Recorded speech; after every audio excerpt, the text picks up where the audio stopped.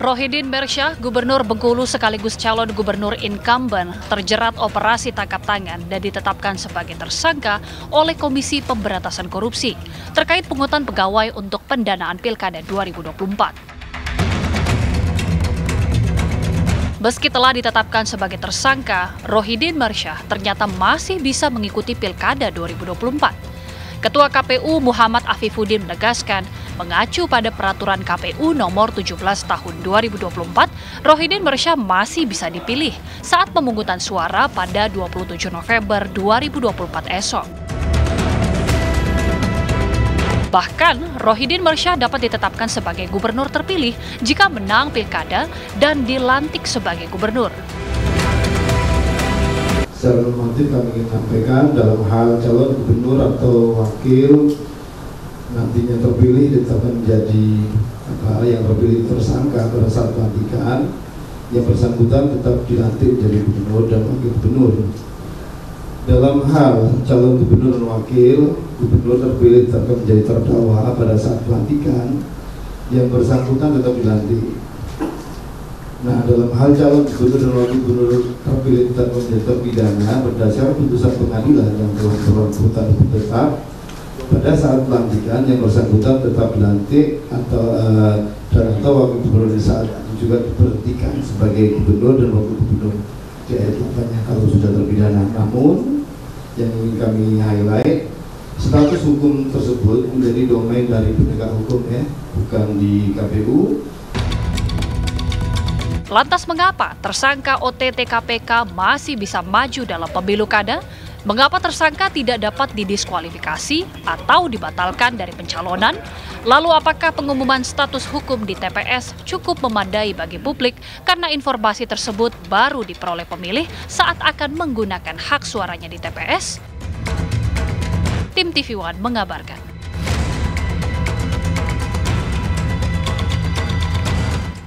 Anda sudah mendengarkan tadi bagaimana penjelasan dari pihak KPU bahwa Rohidin ini juga masih memiliki hak untuk terus melaju di pilkada. Namanya masih bisa dipilih oleh masyarakat yang akan menggunakan hak pilihnya pada esok hari 27 November 2024. Bahkan ada juga tata cara nanti yang mungkin bisa dijelaskan oleh narasumber berikutnya. Bagaimana kemudian jika nama Rohidin ini dipilih terbanyak oleh masyarakat dan juga terpilih sebagai gubernur Bengkulu. Sebelum saya akan perkenalkan para narasumber, saya akan bawa Anda juga untuk bisa melihat aliran dana dari kasus ini. Apalagi kalau mungkin Anda juga sempat melihat bagaimana pernyataan dari Rohidin ini di depan rekan-rekan media, masih begitu percaya diri ia untuk bisa memenangkan pilkada kali ini. Nah, kita lihat modus dugaan Gubernur Bengkulu mengumpulkan uang korupsi di mana para kepala dinas ini melakukan pemotongan anggaran alat tulis kantor, pemotongan perjalanan dinas, pemotongan tunjangan pegawai, pencairan honor pegawai tidak tetap dan guru tidak tetap sebesar Rp1 juta per orang. Dan ini semua diduga untuk membiayai kampanye dan juga proses pemenangan dari Gubernur Petahana Bengkulu, yaitu Rohidin yang terjerat OTT KPK. Ada 5 kepala dinas dan juga 1 kepala biro yang juga ditangkap dan juga memberikan keterangannya tapi kemudian dilepaskan sehingga kemudian status tersangka hanya ditimpakan kepada 3 orang. Kami juga bawa Anda untuk bisa melihat kalau tadi modusnya, lalu bagaimana aliran dananya. Kita akan lihat kembali. Uang Rp7 miliar dalam OTT Gubernur Bengkulu. Uang ini diamankan dari 4 lokasi berbeda. Ada yang Rp120 juta ditemukan dari mobil Syarifuddin. Kemudian juga kita lihat di mana saja uang ini ditemukan, dalam mata uang rupiah, kemudian juga dalam mata uang USD, kemudian juga dalam mata uang SGD ataupun juga dolar Singapura dan juga dolar Amerika Serikat. Ada 370 juta juga ditemukan dari mobil Syarifuddin. Yang tetapkan sebagai tersangka adalah Gubernur Petahana yaitu Rohidin, kemudian juga Sekda dan juga ADC. Ataupun juga ajudan dari Rohidin. Nah, ini dia Rp6,5 miliar yang tadi sudah sempat saya singgung. Dalam berbagai mata uang ada rupiah, ada dolar Amerika Serikat, ada juga dolar Singapura. Di rumah dan mobil ajudan gubernur yaitu Efriansyah. Ya. kita sudah sajikan data kepada Anda pemirsa bagaimana modus untuk mendapatkan uang tersebut yang diduga digunakan oleh Rohidin untuk proses pemenangannya dalam pilkada kali ini. Kemudian juga dari mana saja sumbernya. Nah, kita akan dengarkan bagaimana pandangan para narasumber melihat hal ini, termasuk juga kans dari Rohidin, bagaimana juga kemudian melenggang pada esok terpilih ataupun juga mendapatkan suara terbanyak dan menjadi pemenang dalam Pilgub Bengkulu. Apa kemudian konsekuensinya? Sudah hadir di samping saya, beliau merupakan pakar politik Universitas Indonesia, Dr. Aditya Perdana. Assalamualaikum warahmatullahi wabarakatuh. Selamat malam, Mas Adit. Malam. Baik, Mas Aditya menemani saya di studio, tapi ada juga 3 narasumber lainnya akan bergabung melalui daring. Yang pertama saya akan perkenalkan Komisioner KPU Republik Indonesia, Bapak Idam Holik. Assalamualaikum warahmatullahi wabarakatuh. Selamat malam, Pak Idam Holik. Waalaikumsalam warahmatullahi wabarakatuh. Selamat malam untuk semuanya. Iya, kemudian juga sudah bergabung dengan kita selaku Komisioner Bawaslu, Pak Puadi. Selamat malam, Pak Puadi. Selamat malam, Assalamualaikum. Waalaikumsalam warahmatullahi wabarakatuh. Kemudian juga sudah hadir bersama kita, yaitu selaku pimpinan KPK 2015 sampai 2019, Pak Saud Situmorang. Selamat malam, Pak Saud.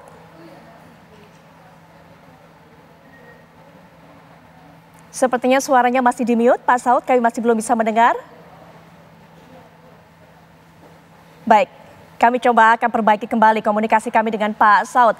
Pak Idam mungkin bisa memulai terlebih dahulu. Kita memang sudah mendengarkan tadi sedikit saja apa yang nanti mungkin terjadi. Memang kita dengarkan Ketua KPU tadi memberikan informasi bahwa memang bisa terus melaju. Rohidin ini masih bisa dipilih oleh masyarakat. Tapi jika menang, konsekuensinya seperti apa, Pak Idam?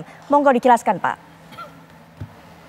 Terima kasih. Merujuk pada pasal 163 ayat 6, apabila ada calon gubernur atau calon wakil gubernur ditetapkan sebagai tersangka dan apabila yang bersangkutan nanti ditetapkan sebagai calon yang terpilih, maka menurut Undang-Undang Pilkada pasal 163 ayat 6 yang bersangkutan tetap dilantik.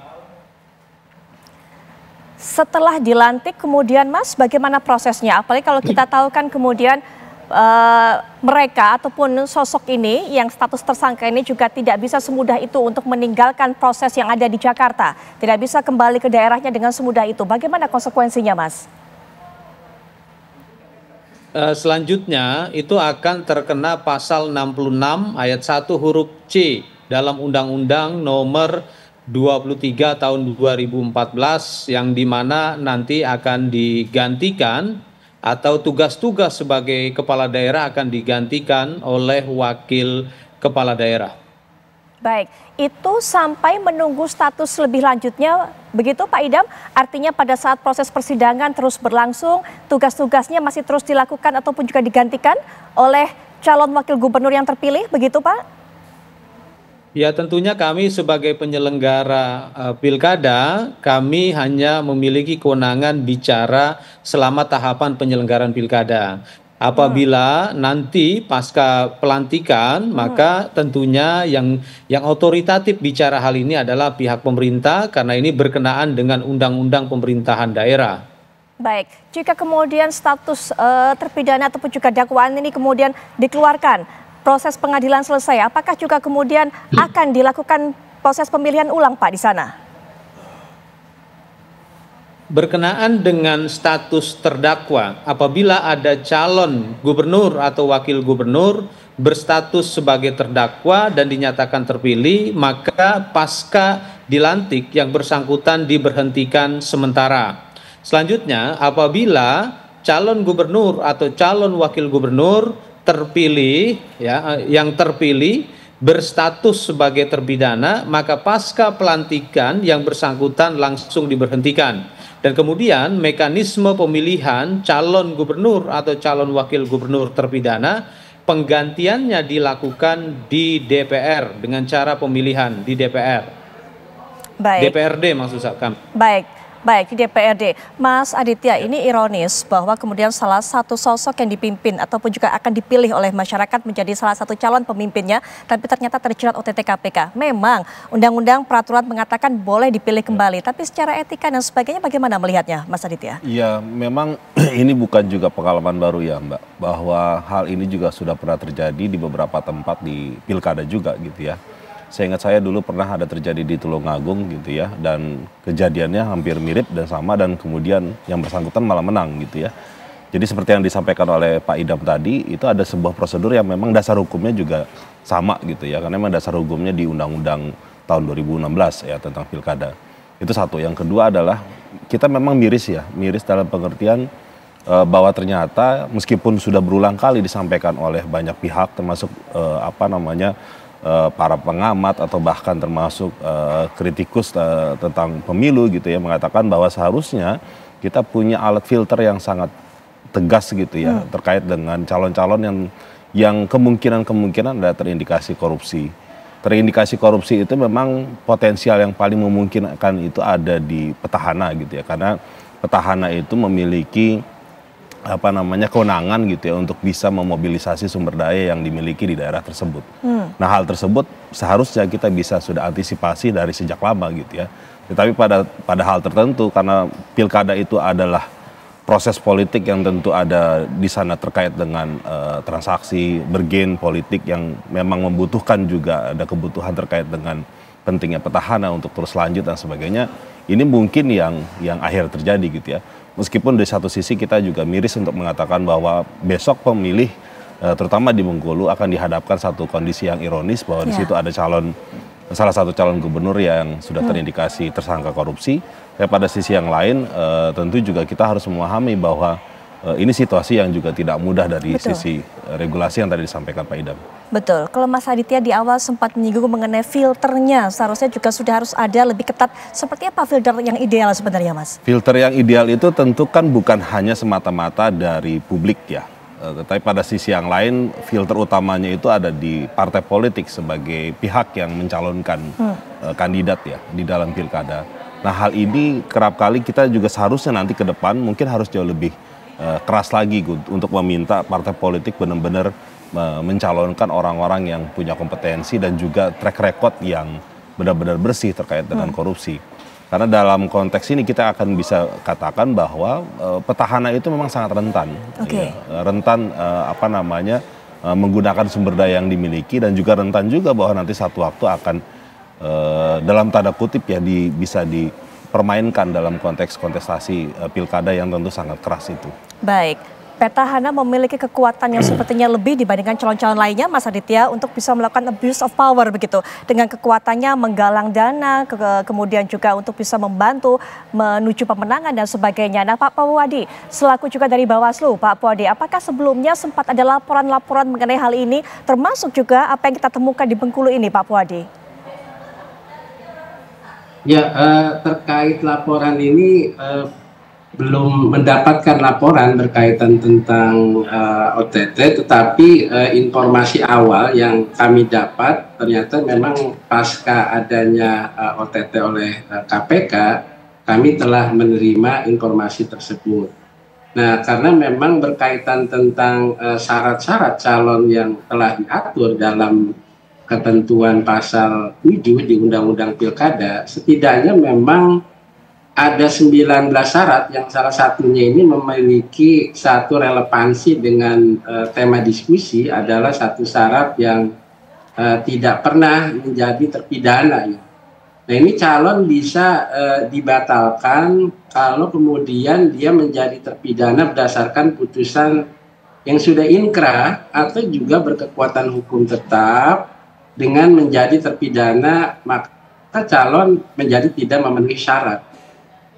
Nah, dalam konteks pilkada ini memang juga untuk peristiwa seperti dugaan tindak pidana korupsi yang dilakukan oleh petahana yang tentunya mencalonkan diri kembali, tentu kita harus melihat dari berbagai sisi dan regulasi. Yang pertama mungkin kaitannya dengan undang-undang pemilihan, KUHP, Undang-Undang Tipikor, Undang-Undang Administrasi Pemerintah, dan juga Undang-Undang Pemerintah Daerah. Nah, terkait hal tersebut tentang potensi apakah hal tersebut masuk di ruang diskualifikasi misalkan dari pilkada, maka kita akan juga merujuk pada Undang-Undang Pemilihan tentang alasan-alasan hukum yang dapat menyebabkan hal tersebut apakah masuk dalam ruang diskualifikasi atau tidak.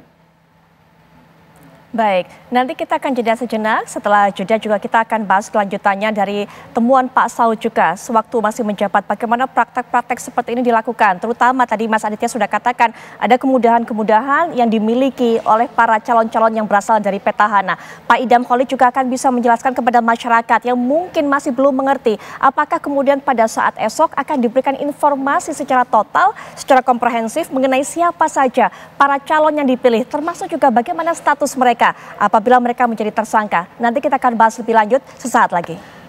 Kita akan lanjutkan perbincangan dan juga sudah bergabung dengan kita Pak Saud Situmorang, pimpinan KPK 2015-2019 yang tentu Pak Saud ketika menjabat juga pasti pernah menemui kasus-kasus seperti ini di mana para petahana ini juga menggunakan sumber daya yang dimilikinya kemudian memilih praktek-praktek kotor seperti ini untuk bisa mengantarkannya kembali mendapatkan kemenangan. Pak Saud silakan.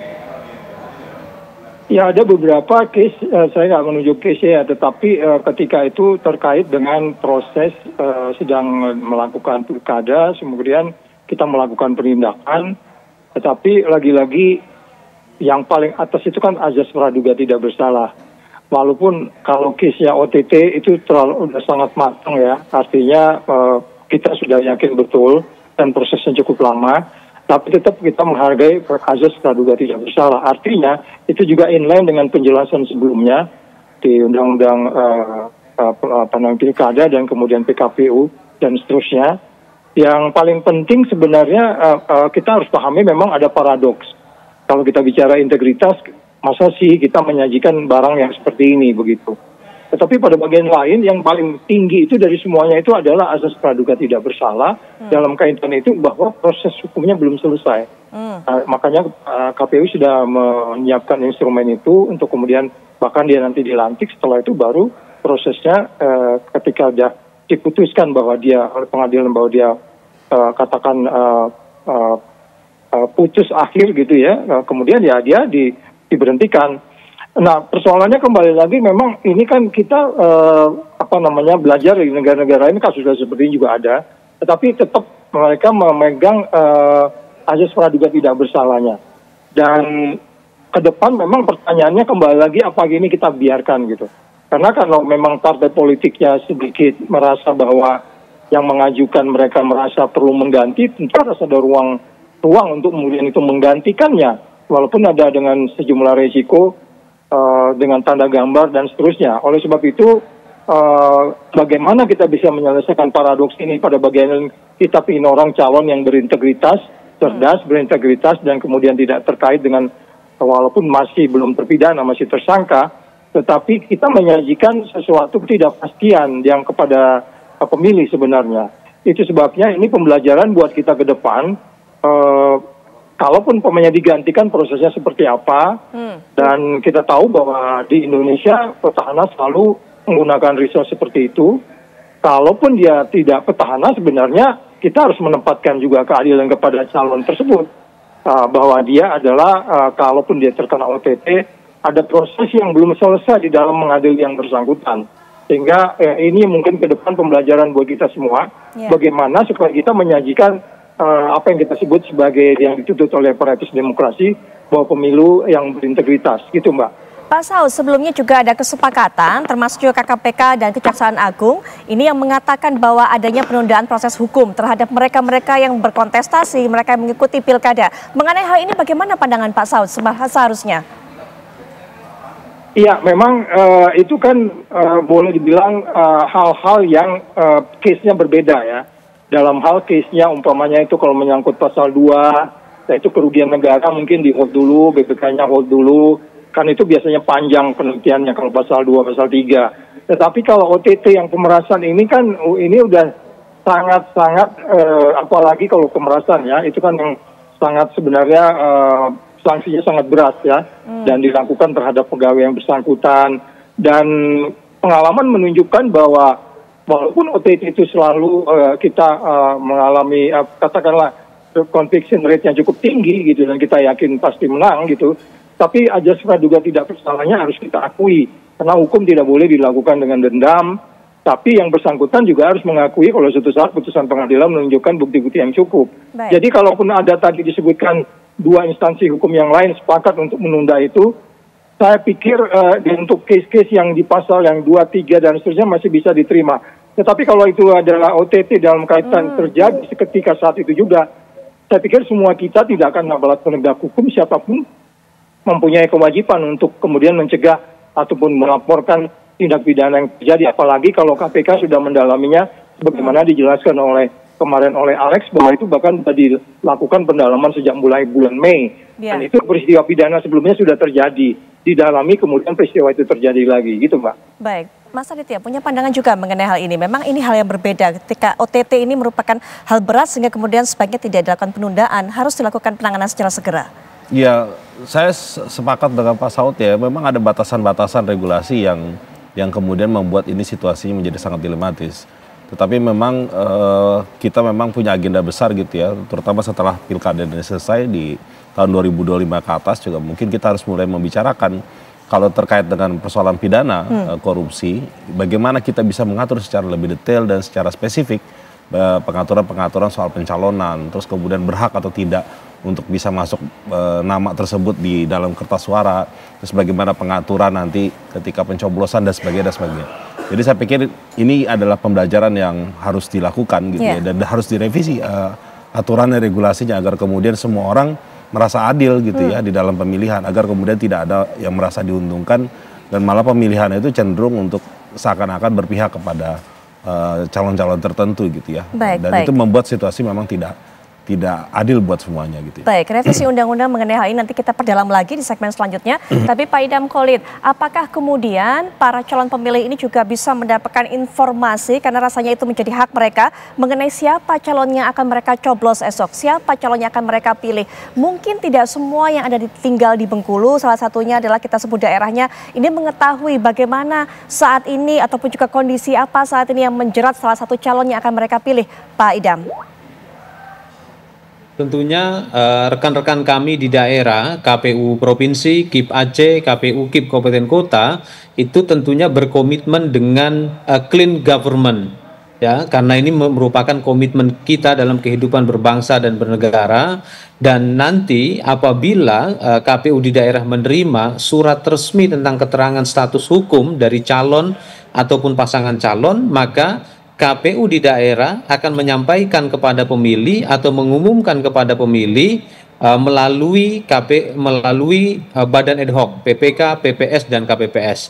Jadi pada dasarnya dalam konteks prinsip keterbukaan, KPU di daerah siap akan menyampaikan informasi resmi apabila memang KPU di daerah menerima keterangan resmi tentang status hukum calon atau pasangan calon.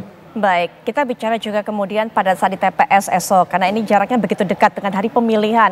Ketika besok warga, masyarakat tiba di TPS, akankah kemudian mendapatkan kembali informasi secara detail apa yang saat ini sedang mendera salah satu calon pilihannya, Pak Idam? Prinsipnya ketika KPU di daerah menerima dokumen resmi, tentunya informasi tersebut akan diteruskan. Baik. Dengan cara metode apakah kemudian besok satu persatu warga ini akan juga diberikan pengetahuan mengenai hal ini? Karena mungkin ada beberapa masyarakat yang tidak juga melihat TV, media atau apapun gitu. Termasuk juga mungkin baru mengetahui, baru disosialisasikan oleh para petugas KPU yang ada di sana di daerah masing-masing. Pak Idam, kita bicara mengenai mekanismenya. Ya, kami meyakini bahwa pemberitaan yang sangat masif ini sudah diakses oleh pemilih karena pemberitaannya luar biasa, viral, dan tentunya sekali lagi kami tegaskan apabila memang KPU di daerah menerima surat resmi tentang status hukum calon, maka hal tersebut akan diumumkan kepada pemilih. Karena basisnya kami harus merujuk pada dokumen hukum yang formal. Baik, Pak Puadi, sebenarnya seperti hal ini kerap terjadi ini secara undang-undang, secara peraturan mungkin sudah ada payung hukumnya. Tapi kemudian bagaimana ditegaskan, bagaimana keberanian dari pihak Bawaslu untuk melakukan tindakan, apakah memang hal ini yang terjadi di lapangan, Pak Puadi? Ya, saya juga perlu sampaikan bahwa yang pertama ini apa sih pelanggaran-pelanggaran yang tentunya bisa membatalkan bahwa calon tersebut itu bisa batal dalam konteks dia sebagai pasangan calon. Nah, regulasi ini kan kalau kami kan mengatur tentunya karena ini dalam konteks pilkada atau penyelenggaraan pemilihan, maka kita tidak bisa keluar dari penyelenggaraan di Undang-Undang 10 tahun 2016. Nah, misalkan berkaitan tentang pelanggaran apa sih yang membawa hal tersebut bisa dibatalkan sebagai calon atau juga pasangan calon, bahwa dia bisa terbukti melakukan mahar atau juga pembuktiannya harus dilakukan lewat pengadilan, atau juga bisa terbukti melakukan pergantian pejabat. Nah, norma-norma pembatalan dalam undang-undang pemilihan pun itu juga diatur dalam beberapa kriteria misalkan. Ini ada di ketentuan pasal 47 ayat 5, pembatalan sebagai pasangan calon terpilih juga atau sebagai gubernur, wakil gubernur, sampai bupati. Nah, dalam hal ini juga hal tersebut, hal setiap orang atau juga lembaga yang tentunya terbukti memberikan imbalan dan pada proses pencalonan.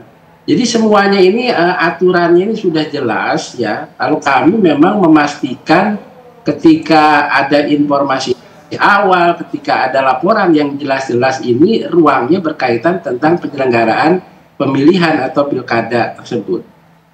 Baik, bicara mengenai pembatalan status dari masing-masing pasangan calon peserta pilkada ini, Pak Idam, ada yang kemudian kita dengar di beberapa daerah sempat didiskualifikasi, tapi kemudian dianulir lagi atas perintah juga dari KPU Pusat. Bagaimana kemudian proses ini terjadi, apa evaluasinya, apakah masih tidak ada keseragaman antara KPU dengan KPU-KPU yang ada di provinsi ataupun juga daerah masing-masing. Nanti kita akan bahas lebih lanjut setelah jeda, kami segera kembali saat lagi. Gubernur sekaligus Cagup Bengkulu, Rohidin Mersyah, yang telah berstatus sebagai tersangka meminta masyarakat Bengkulu untuk tetap tenang usai dirinya ditetapkan sebagai tersangka dan mengaku siap mengikuti proses hukum. Ya, saya minta kepada masyarakat Bengkulu harap tenang, jaga kondusivitas, jangan melakukan tindakan-tindakan hal yang tidak diinginkan, apalagi berlaku anarkis. Yakinkan pilkada akan tetap berjalan dengan baik, gunakan hak suara juga dengan baik.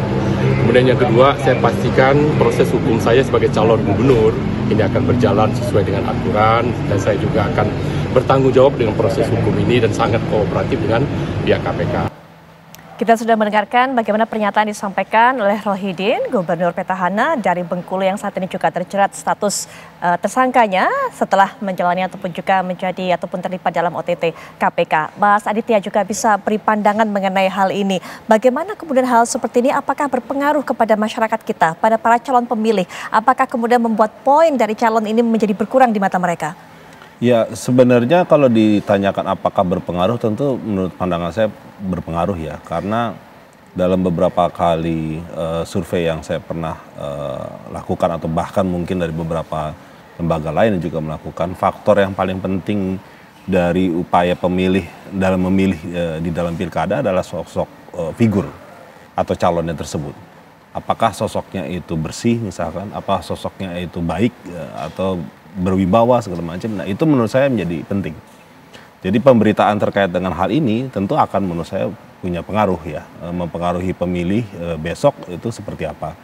Namun menurut saya adalah ini juga yang tidak bisa dilepaskan, karena kalau diperhatikan, saya sempat tadi browsing ya informasi terkait dengan pilkada di Bengkulu gitu. Memang ini dua calon ini relatif ketat gitu ya. Jadi dari survei itu yang beberapa kali sudah dilakukan itu kelihatannya sudah jelas naik turunnya ada segala macam. Jadi ada kekhawatiran-kekhawatiran yang juga kenapa kemudian KPK dan juga Kejagung untuk berharap bahwa proses hukum itu dihentikan agar kemudian ini tidak mempengaruhi proses pemilihan gitu ya, agar kemudian adil dan tidak diskriminatif. Karena beberapa hal tentu di dalam prinsip-prinsip pemilu ya keadilan dan juga non diskriminatif itu menjadi sangat penting. dan tidak mengintimidasi dari proses hukum misalkan. Jadi ini kemudian agar pertarungan atau kompetisi itu berlaku juga fair untuk siapapun gitu ya. Baik, kita harapkan memang seperti itu. Tapi kalau kita lihat dari beberapa kasus yang sudah ada, Mas Aditya juga sudah sempat sampaikan, ada beberapa daerah dalam pilkada sebelumnya dulu juga salah satu calonnya juga terkena kasus seperti ini, tapi kemudian berhasil meraih suara terbanyak dan juga berhasil meraih kemenangan dalam pilkada tersebut. Apa yang membuat masyarakat kira-kira masih setelah mengetahui faktanya seperti ini, tapi masih memilih calon tersebut, Mas Aditya? Ya, yang menarik yang di Tulungagung itu karena kebetulan ada salah satu mahasiswa saya yang menulis bahkan juga mensurvei soal itu. Yang informasi yang didapat ternyata memang alasan masyarakat memilih memang juga kelihatannya tidak begitu pengaruh ya. Oke. Maksudnya tidak berpengaruh secara signifikan gitu ya. Baik. Artinya menganggap itu sesuatu yang bukan hal penting, bukan hal besar. Bukan sesuatu hal yang besar gitu. Tetapi menganggap bahwa mereka tahu bahwa calonnya itu adalah terkena kasus dan juga mungkin juga ini yang tadi sudah kita diskusikan ya, bahwa asas praduga tak bersalahnya juga perlu untuk dikedepankan gitu ya. Jadi nah hal yang seperti itu kelihatannya memang mempengaruhi ya pemilih untuk tetap mau memilih gitu ya. Di samping juga kita menduga bahwa loyalitas dan kesolidan calon pemilih terhadap calon itu juga mungkin saja besar gitu ya. Nah, itu yang mungkin akan bisa mempengaruhi pertimbangan-pertimbangan itu sehingga bisa jadi Pak Rohidin itu akan bisa menang, bisa juga tidak gitu kan. Jadi apapun itu masih mungkin bisa terjadi ya. Kalau bicara soal peluang. Peluang untuk esok gitu ya. Iya, bicara mengenai hal ini karena memang ada beberapa contoh kasus di lapangan. Pak Saud juga mungkin punya pandangan. Ada di kalangan masyarakat figur ketokohan calon pemimpin yang akan mereka pilih ini begitu melekat pada diri mereka, begitu percaya mereka, loyalitas tadi Mas Aditya sudah tekankan. Sehingga kasus-kasus seperti ini mungkin tidak dianggap besar oleh masyarakat-masyarakat setempat begitu Pak Saud. Padahal ini justru menjadi hal penting karena disinilah ujian dari integritas salah seorang ataupun juga seorang calon pemimpin yang akan mereka pilih, Pak Saud. Ya, pertama pasti kita tetap harus berpendirian bahwa azas praduga tidak bersalah itu menjadi yang paling tinggi di manapun di dunia ini. Pada bagian lain kita juga harus memberikan pencerahan atau edukasi bahwa yang berintegritas itu adalah yang paling tinggi dari semuanya. Nah, persoalan kembali lagi kan pemilih juga punya konflik of interest. Nah, kita tahu juga bahwa sangat umum apa yang disebutnya serangan fajar, termasuk malam ini nggak tahu kita ini banyak orang berkeliaran di luar sana, ya, dan itu umum sekali istilahnya, sehingga kemudian kita hanya bisa berharap adanya perubahan-perubahan, bagaimana sampai last minute, umpamanya besok hari jam 10, KPU dan seterusnya, PKPU-nya atau katakan undang-undangnya, untuk memastikan bahwa akhirnya kita memberikan kepada rakyat benar-benar barang atau pilihan yang kita jamin bahwa itu lewat dari aspek-aspek yang kita sebut sebagai demokrasi yang adil dan berintegritas, yang kita sebut sebagai politik yang cerdas dan berintegritas. Jadi kalaupun ada anggapan-anggapan seperti itu, memang rakyat harus kita edukasi karena nggak menutup kemungkinan bahwa rakyat juga punya konflik of interest terhadap pilihannya. Jadi bisa jadi memang di masa lalu orang ini berdedikasi membangun wilayahnya, pembangun di daerah itu cukup baik dan merasakan mempunyai fasilitas-fasilitas publik. Tapi kan kita tidak bisa hanya berpatokan di situ gitu. Kita melihat hukum itu kan penegakan hukum itu adalah ketika orang mengambil sesuatu yang bukan haknya dan melakukan permainan yang tidak jujur, itu kita harus tidak boleh abu-abu di situ. Tetap harus patokannya adalah bahwa azas praduga tidak bersalah. Tapi aspek bagaimana meyakinkan kepada rakyat bahwa Anda harus memilih orang-orang yang betul-betul memegang prinsip-prinsip yang kita sebut sebagai nilai-nilai pemberantasan korupsi. Yang disebut sebagai dia harus transparan, akuntabel, bebas dari konflik kepentingan. Dan rakyat juga harus diajari untuk tidak punya kepentingan yang karena mungkin dari satu daerahnya, karena mungkin satu alumni atau yang lain-lain. Nah ini kan sisi lain dari aspek edukasi di luar dari konteks OTT yang kita lakukan. Jadi artinya ini jalan panjang, penegakan hukumnya tetap jalan, tapi pencegahan yang lebih detail di depan, baik itu dalam pengertian kita menyiapkan perangkat undang-undang yang meyakinkan, sampai last minute kita bisa mengganti orang yang berintegritas, menjadi penting. Karena kan selalu kita sangat umum, semua kita paham yang disebutnya sebagai operasi serangan pajar dan seterusnya. Jadi ini kan mendekati serangan pajar ini OTT ini dilakukan karena yang bersangkutan akan menggunakan uang itu bahkan sudah dimasukin ke amplop-amplop segala macam, dan itu kan semuanya money politik yang tidak dikehendaki di dalam perjalanan politik bangsa kita. Jadi sekali lagi ini kelihatannya ini kan gunung es saja nih sebenarnya, di puncaknya, di bawah kan masih banyak yang menurut saya peristiwa-peristiwa seperti ini banyak di daerah lain, tapi KPK keterbatasan untuk melakukan hal yang sama di daerah lain. Itu sisi lain lagi, Mbak. Baik, tadi Pak Saud juga sudah mengatakan bahwa ada yang kita pelajari, kita ambil hikmahnya dari peristiwa-peristiwa yang terjadi, hal-hal semacam ini, termasuk yang juga menjerat salah satu kontestan dari Pilgub di Bengkulu. Evaluasinya juga dari pihak Bawaslu dan juga dari pihak KPU. Pak Idam terlebih dahulu, silakan Pak Idam. Ya, tentunya dalam penyelenggaraan pilkada, karena salah satu prinsip dalam penyelenggaraan pilkada hal yang paling penting yaitu berkepastian hukum. Maka kami KPU sesuai pasal 10A Undang-Undang Nomor 8 Tahun 2015 harus memastikan penyelenggaraan pilkada serentak nasional ini harus memenuhi prinsip berkepastian hukum. Kalau tadi sempat disinggung persoalan di mana KPU mengkoreksi keputusan yang diambil oleh salah satu KPU provinsi, itu karena memang kami ingin memastikan bahwa dalam penyelenggaraan pilkada ini harus memenuhi prinsip berkepastian hukum. Begitu juga perlakuan kami terhadap calon atau pasangan calon yang memang berstatus sebagai tersangka, karena memang undang-undang pilkada mengatur demikian. Selanjutnya juga pada kesempatan ini penting untuk kami sampaikan bahwa konstruksi dalam undang-undang pilkada itu menekankan kepada pemilih memiliki literasi yang cukup.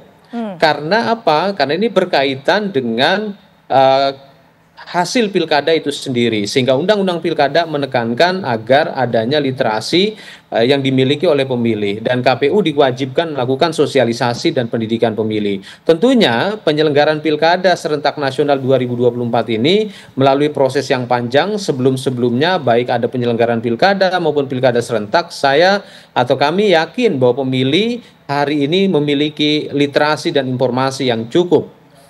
Baik, kita berperan bersama seperti itu. Pak Puadi juga, terakhir Pak Puadi, evaluasi dari pihak Bawaslu dari apa yang sudah terjadi hingga hari ini tentunya menjelang esok pelaksanaan pilkada serentak. Silakan Pak Puadi.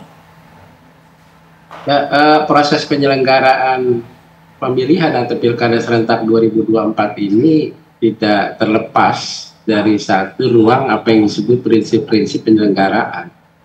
Prinsip berkepastian hukum, kemudian prinsip jujur, adil, ini menjadi hal yang utama agar, dan itu juga berlaku pada siapapun, baik itu kepada pemilih juga kepada peserta pemilu. Sehingga apapun yang menjadi rujukan kami itu tidak terlepas dari ruang Undang-Undang 10 tahun 2016 dalam konteks penyelenggaraan.